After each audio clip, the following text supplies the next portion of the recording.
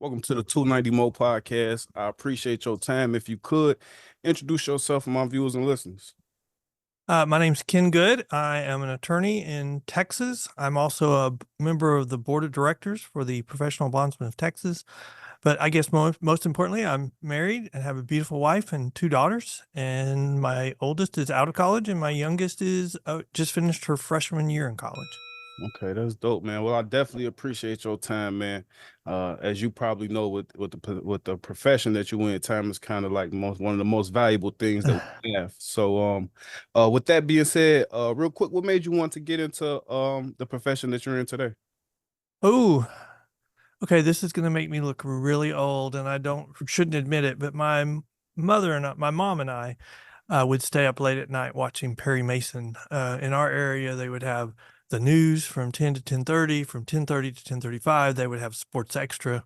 And then starting at 10:35, they would have Perry Mason on Sunday nights. And so my mom and I always stayed up late and watched Perry Mason together. And so I always wanted to be Perry Mason, go to law school.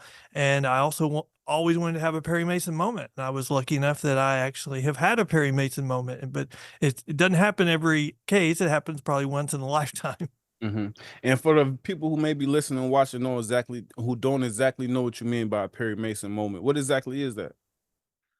Well, a Perry Mason moment is when you have somebody on the witness stand Mhm. and they are presenting one story to the jury, and then you ask some questions and present maybe some evidence that they weren't aware of, and then uh, in a shocking surprise, we prove that either the facts are the exact opposite of what they were saying, or they, in a true Perry Mason moment, they're the real killer. But Mhm. I would say a Perry Mason moment, you've shocked the jury and disproved what they were saying and proved something the opposite. And so, like in my case, they were suing my client, I think, for rape because it was a rental house, and they were saying they could not get out of this room. They could not get out of this door that exited the building because there was an improper key that violated the law on it. It didn't have a key on the inside. But the problem is, when it came down to it, there was a bed in front of the door. Mhm. So did the key keep them from getting out the door, or did the bed that was in front of the door keep them from getting out the door? Okay. Now, before we get into bail reform, Mhm. I want to know when you get into law early on, do you have to pick a side? Like, do you have to choose? Does it have to be something like in your heart where you choose if you're going to be with the defense or the prosecution? Is it just a part of coming up in law and you fall where the cards may? Like, how does that work? You know what I'm saying? Probably the best example I can give you is in, my first year of law school, I was in two competitions. In law school, they limit what you can do. So there was only two competitions for first year law students, and I was in both. And I actually made it to the finals of both. But to prepare, one was an appellate argument and the other was a trial argument. You had to prepare for both sides. So to get to the finals, you would have argued both sides of the issue multiple times. And so in one of the finals, I was not successful, so I was second, and in the other finals, we won. So I would say to be successful in law school, you have to be able to argue both sides of an issue. hmm Okay. Anyone that you preferred early on, or was it, what I'm saying, both equal? You just enjoyed the practice. Well, I've always been an analytical person. I liked the appellate argument better than the trial court argument because I don't think people really have a good understanding of what happens when a case goes up on appeal. You're not retrying the case. You're pointing to the record and you're saying, Court of Appeals, look here to determine whether the trial court was correct or wrong in its ruling. Mhm. And so the trial court had to first rule on it. And so then there's all these issues about what's the standard of review because different standards apply to different issues. And so I always preferred issues. Now, I've really not had a lot of experience with criminal law, so I've always been civil law. Mhm. Bail is the one exception. Bail is governed by, it is called a criminal case in Texas, and so appeals go to the Texas Court of Criminal Appeals. And I've argued cases before the Texas Court of Criminal Appeals, but they're on bail issues, not just on criminal issues. And so I I prefer legal issues, I guess is what I would say to, well, that's my preference. Hmm. Okay. Now let's get into the bill and bill reform. Mhm. Now, I'm in Illinois, and I know laws and things different from state to state, but we're in the Sure. first year of no cash bail. You know what I'm saying? So Yeah. before we get into that, where necessarily do you stand for the people who may be watching and listening with bail and with bail reform? What is your exact position? I there was a judge who, I mean, there was a mayor who was on a News Nation town hall, and I think she probably stated my position better than I can. This Mm. is what she said. Until you have an alternative to the private industry bail system that has the same level of accountability and the same appearance rate, because the private industry gets people to court. That's what they do, and they do it very well. Everybody else has a much worse much worse appearance rate. So we call it failure to appears. Mhm. So the lowest failure to appear rate is the private industry. Everybody else is much higher. Some of them as high as 80% failure to appear rate. So, and until you have someone an alternative that has the same low failure to appear rate and the same high level of accountability, then you really don't have an alternative. And so I would say that's really my position. The things that we're trying right now and the things that you're doing right now in Illinois, especially because what you're are not alternatives, because they don't even compare to the private industry. And so you're seeing all this chaos and you're seeing crime increase. And y'all have seen that for a long time in Illinois, because when you say you get rid of cash bail, y'all had already gotten rid of the private industry years before that. And so what you had was this little uh,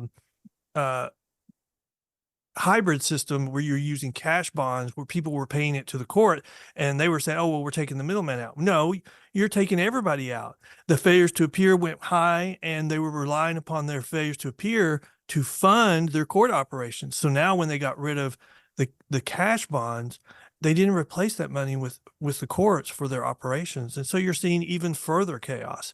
So all the things that you've seen in Illinois that I would say that have increased crime, and I would argue have had a disproportionate impact on the Black and brown communities, because more crime is being committed against them than anyone else. Mhm. It's because of those actions. Now, when you speak to these private industries, are you, to make sure I'm following you correctly, like, do you mean like the bondsmen and like the bounty hunters and stuff like that? And if Not bounty hunters, because they don't post bonds. I'm talking about the private industries, a bail bondsman, Mhm. who is posting a bond saying, I'm posting a bond for you, Mike, to get out of jail, Mhm. and I will guarantee here's his appearance in court.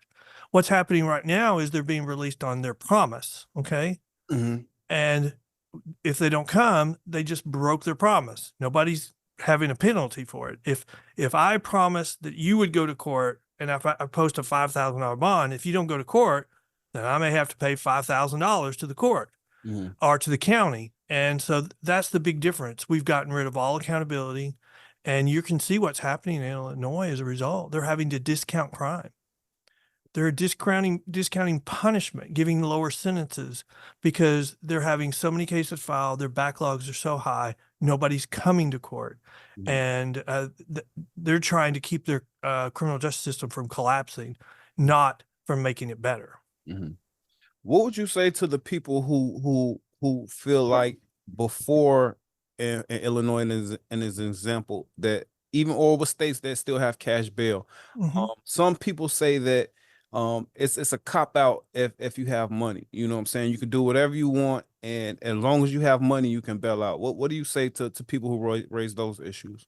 Well, we know that the Constitution requires that we have to have some kind of alternative. We call it different things in different places for people who are poor.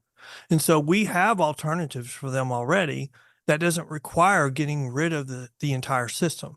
Mhm. And I would go back to, until we have an alternative that has the same high level results, we don't have an alternative. And I would say that let's turn that argument completely around in a circle. And, the people that make it would be mad at me for saying it. But I would argue, when you're making that argument, you're saying our Black and brown communities don't deserve public safety, because we know they have a disproportionate amount of crime being committed on them. And by and large, crime is committed on the same social groups that crime is committed against. So we're saying we're going to favor the criminal over the victim. And that's what we're seeing. With what you do, does any part of it goes into, you know what I'm saying, paying attention if like the background of the offender, like does the background of the offender come into play, or is it just, you know what I'm saying, it's a clean slate every time a new case or a new charge is brought into play? I've interviewed a bunch of several DAs. I'm not going to say a bunch, a couple of DAs, and they say they don't look at race when they're trying to decide whether to file a charge. But okay, let me do an expanded response and say the real issue there is, do we have systemic racism? And look at Illinois and then look at New Jersey.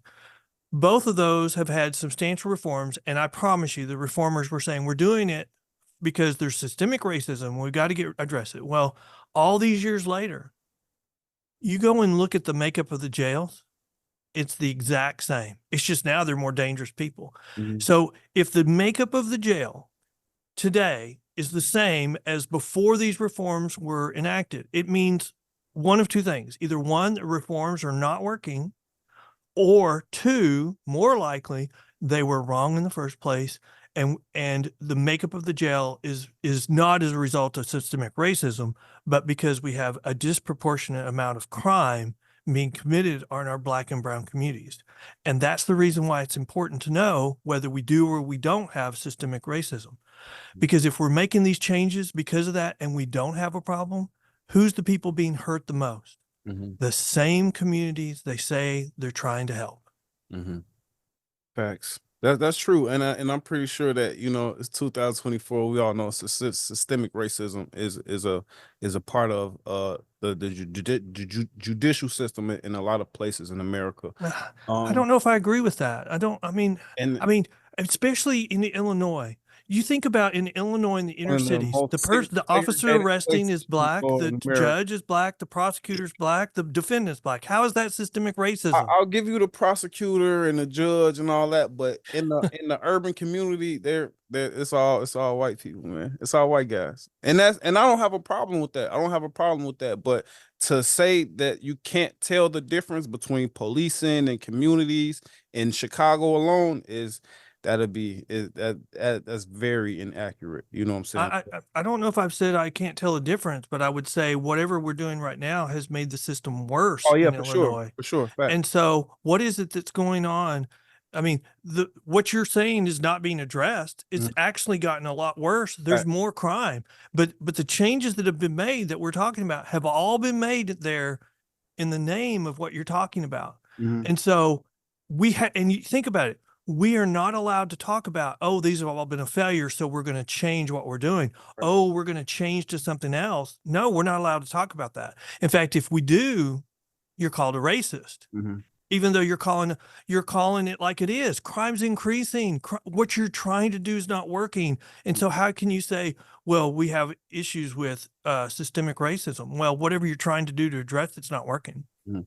For sure. I definitely agree with that 100%. I was just watching the mayor of Chicago and the police chief after 72 people shot in 72 hours, and it was just like Wow. a clown performance, you know what I'm saying? Because like you said, they're saying the same things, and there's no change. Before we get you up out of here, uh, with bail, with the, I don't know if you want to say like the standards of bail, should there be like any crime there's not bail permitted? Like should you not be able to bail out for murder, or do you feel like every crime should have a ticket associated with it? I don't believe every crime should have a ticket because I think, and sometimes, people don't agree with me, but I think the biggest determining factor of whether you should get bail or get out of jail is your criminal history. Mhm. And so if you have just a theft charge, but you have a 20-year criminal history of theft, I think that's a different risk than a first-time offender.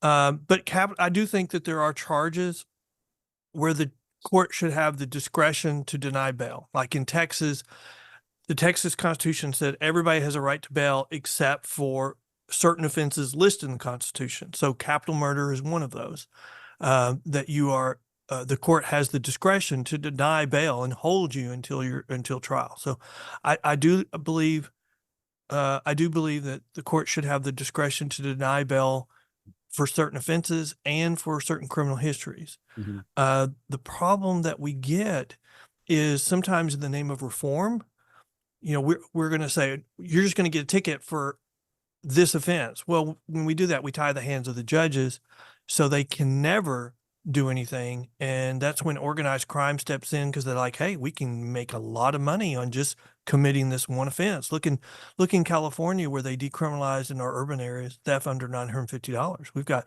shoplifting rings. It's big business. They're making hundreds of millions of dollars, and businesses are shutting down because they can't withstand $25,000 a day in shoplifting. Mhm. I mean, when you tie the hands of judges, they can't address organized crime, gangs, or career criminals. And that's why I'm against just a mandatory ticket for certain offenses. Mhm. Now, I don't know how familiar you are with states that don't do the no cash bail. What they have like I don't know, like with the pretrial, with the bond hearing, it's like a point system they go over where they kind of do Mhm, like mhm. the background, look at your and give you points to determine if you can go home or you stay. Um, how familiar are you with these processes, and do you feel like they're effective on any level? Do you think it's just a clown show? Like what's going on if you know what I'm saying?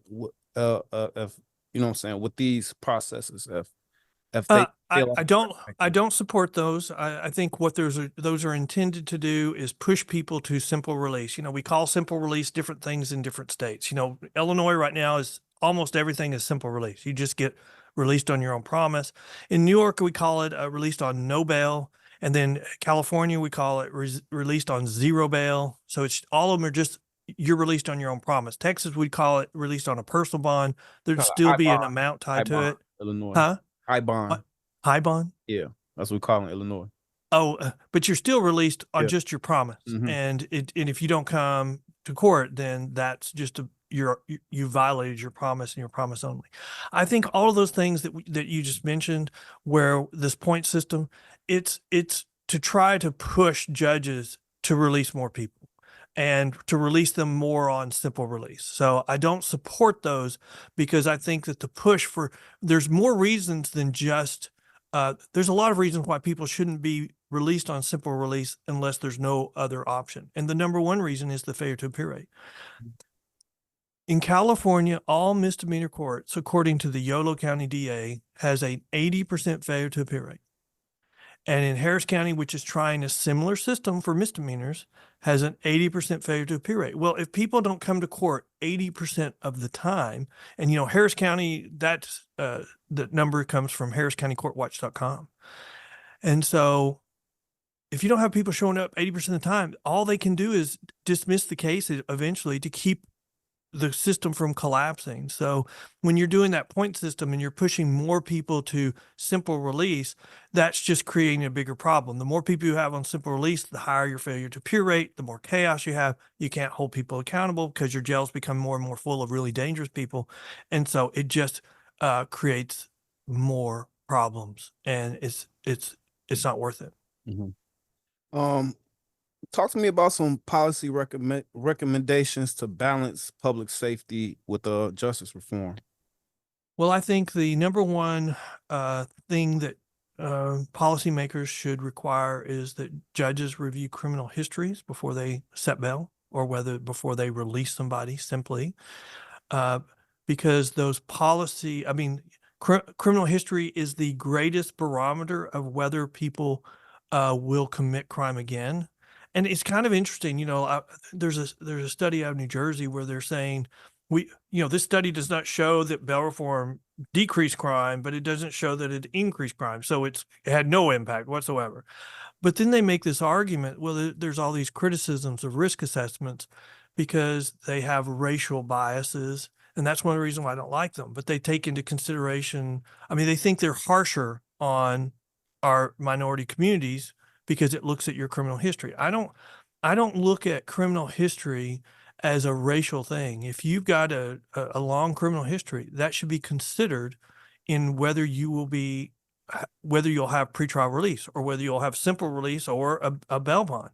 Because if you have a criminal history or substantial criminal history, your chances of running or your chances of committing a new crime while your case is pending increases substantially. Mhm.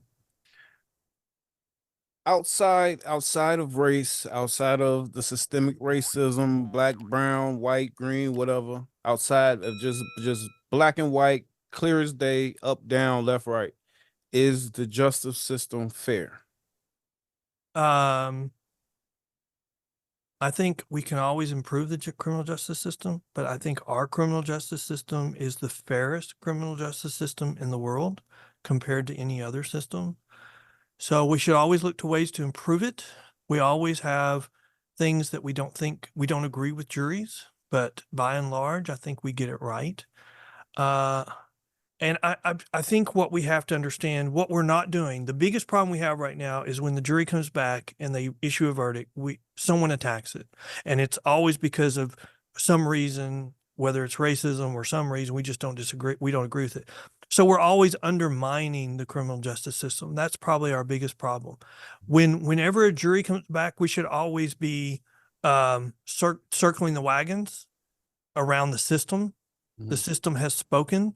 And until we prove that something improper happened, we should be circling the wagons to say the system has broken. We have faith in the system. Mhm. And I don't think we do that. In fact, I think we're doing the opposite of that right now. And that's creating problems. It's undermining credibility. It's undermining public support of the criminal justice system. And I think that's part of the plan. I think that's part of what's going on is to push the public to always question the government. Mhm. Um, if you don't mind, before you go, if I can get your opinion on some other things that's going on with your state. Okay. Border control, you know what I'm saying? Biden just released some policies on that. Is that something real big? Is that a real issue with the state? Is it a political move? Is it, you know what I'm saying, for us that's up in Illinois, you know what I'm saying, we was getting bus loads from Texas. Is it a political thing? Is it a real issue in Texas? What's the play, you know what I'm saying, for somebody who's No, it's a real issue, and I'll say it's a real issue because President Biden, how many months? This is June, July, August, September, October, November. So 4.5 months before the election, is issuing executive orders on a subject that has said in the past that does not have the power to issue executive orders, and that's up to the legislature. So he thinks it is a huge issue that will impact his election unless he does something. Uh, Border security in Texas is a big issue. We're spending billions of dollars to do what the federal government is not doing. And as you pointed out, we're even shipping people to other states because we don't have the resources to to cripple our state to take care of them. And so we're since the government won't do its job, we're shipping, or the governor is shipping people to other states to highlight the fact that we're nothing's being done to help Texas. Mhm. Um, Texas keeps losing in the courts on whose job is it to enforce immigration laws. I would argue that immigration policy is very similar to the bail reform policy. The actions being taken by the government are very similar. We want to be softer on crime. We want to be softer on immigrants, and and as a result, we're seeing crime go up. We're seeing our population explode in ways that we can't handle with our current structure.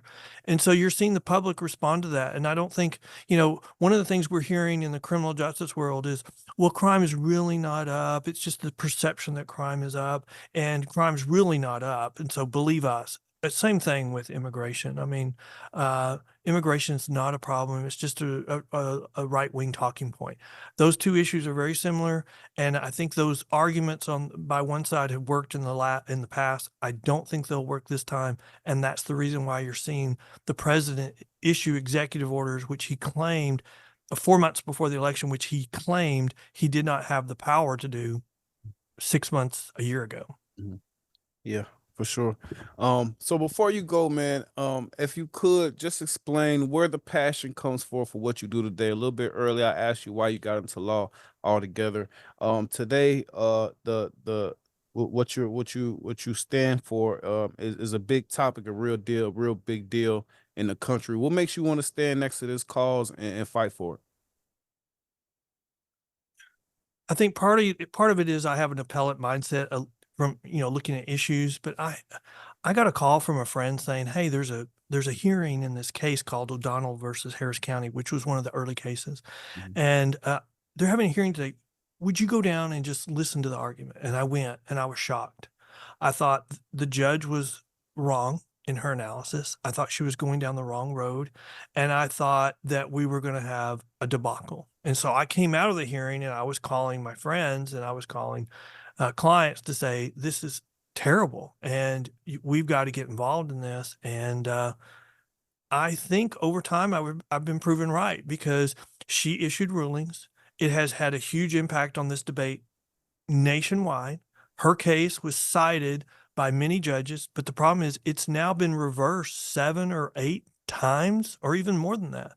Mhm. The most recent ruling from the Fifth Circuit was that the case should have never been filed in federal court. Mhm. And so I've been proven right on that, but we're still suffering the ramifications of her initial ruling and is wrong and it being so wrong. Oh man, well, this is definitely a informational interview. I appreciate your time. Before you go, man, if you could let the people know where they could possibly reach out to you, where they could have you guest on their show, all that good information. Sure. If people want more information about me or our organization, they can go to pbtx.com, which is our website for the professional bondsman of Texas. We have a blog on there where we highlight important criminal justice news. We also have our own podcast, which is called The Bell Post. You can find it, there's a link to it on our website, but you can also go to thebellpost.com. All we do there is talk about criminal justice issues. If you want to know what the New Jersey plan is, we have an episode on what the New Jersey plan is. We have an episode on New Jersey, I mean, on Illinois when it passed the CARE Act. And we talked about what was going to happen when that happened. And so I would say we again been proven right as well there. And so those are probably the best places to get a hold of me, or they can contact our PR team through them. And we'll be happy. I mean, I'm happy to have discussions with anybody. As you can tell, I'm passionate. Mhm. I can tell you why I say these things and why I think it's bad what we're doing. And I think it's bad on our minority communities. And I think we've been sold a bill of goods in these areas. And we're seeing people pull back. New York has rolled back their reforms 4 times now, and they're going to continue to roll it back because crime is still increasing. And that's going to happen. That's going to continue because crime is increasing because of these soft on crime policies. Mhm. For sure. I anticipate to see a rollback in Illinois as well because it's been off the chain and the summer ain't even started for real yet. So, like I said, I appreciate your time. Enjoy the rest of your evening. I look forward to working with you in the future. In a minute, gang.